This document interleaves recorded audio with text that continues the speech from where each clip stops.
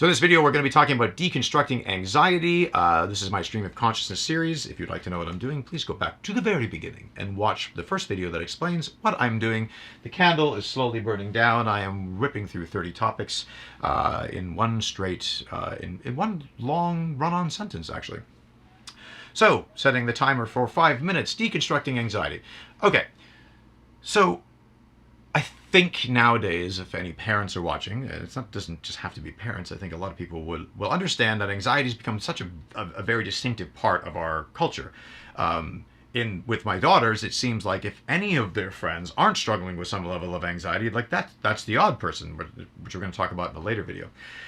But one of my daughters has really struggled with this, and I had this conversation with her the other day, and I was like, in this world where it just seems like these diagnoses are being handed out like left, right, and center, all with like letters attached to them. You're suffering, for me, I'm like ADHD. Then you got BPD and then MPD and ABC and Y2K and whatever the acronyms are. It just seems like almost like if you don't have one of these, there's something wrong with you, particularly if you're young. But when it came to this anxiety thing, anxiety started to just flow into this whole thing with my daughter, where it was just anxiety was just another one of these disorders. And I was like, hang on a minute, hang on. Let's discuss what anxiety is. And I asked her these questions, and I'm very curious as to what people think. This is, and I want people to comment and give me their opinions, because I could be crazy. But I felt like the word anxiety needs to be deconstructed as a disorder, because if there's a title over the word anxiety, that word is fear. Let's kick it up a notch and call it terror.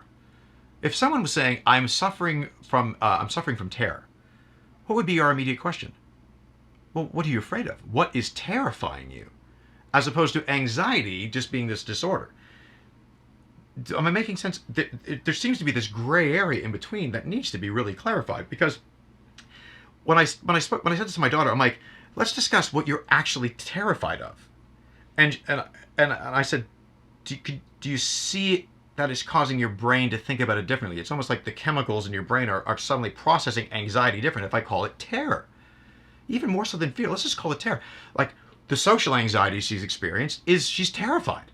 So let's talk about terror and understand that if this memory came into my head about when I was telling her about this movie, The Ghost in the Darkness. It's a great movie, Val Kilmer and Michael Douglas, and it's about the Ghost in the Darkness lions in Africa. Now, if people were getting pulled out of their tents and in the night, and they didn't know what it was, and they're like, it's ghosts in the long grass, we don't know what it is. People wouldn't be like, I'm suffering from anxiety. They'd be like, I'm fucking terrified, man. Like, they would be obvious that people are scared out of their minds, and there would be a need to discover what it is. It wouldn't just become this, like, enter into this black hole fog of like, well, we don't, you appear to have some sort of disorder. You'd be like, let's find out what it is. Oh my gosh, it's lions. They're hiding in the long grass. So maybe when you're walking beside these tall grasses, you should have a gun with you or be rather aware, or we hunt these things down and kill them. What I find to be problematic with this whole anxiety thing is the lack of understanding. Maybe it's the lack of doctors that know how to get down to the root of the problem, as opposed to just going, I'm going to fire some medication at you. Maybe it's going to be more effective to say, we need to get down to actually discovering what it is that you're truly afraid of. When I sat down and was talking to my daughter about it, we found out some very amazing things, and I don't think she'd mind me sharing, but I found out, because of an intentional blow past this anxiety disorder thing, to find out that when she was younger, she had this really strong impression that the minute she entered into her later teenage years, she was going to be on her own, that she was going to be on her own and have to deal with this life on her own as a more introverted, shy person. Her sister, younger and older, are far more extroverted than she is, and she was just like, I'm going to be on my own. And this built up as this lie in her mind, and along with it came this fear that became anxiety and an anxiety disorder. And since then, we have just been attacking a lie that she believed. I believe it's the lies that form in our brains that aren't based on truth that cause most of our mental disorders.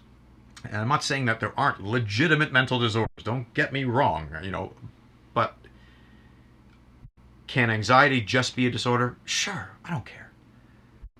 But is there a need and a reason to deconstruct it and actually look at it and say, if we're saying that someone is suffering from care, maybe there needs to be a dedicated look into what people are actually afraid of.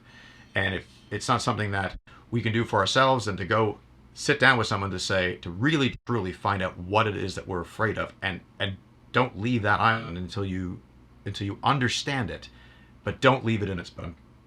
That was slightly over 5 minutes, but I'm cutting myself slack on that one. Next topic. All right.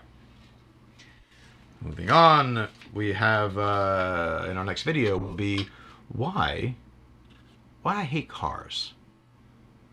Stay tuned.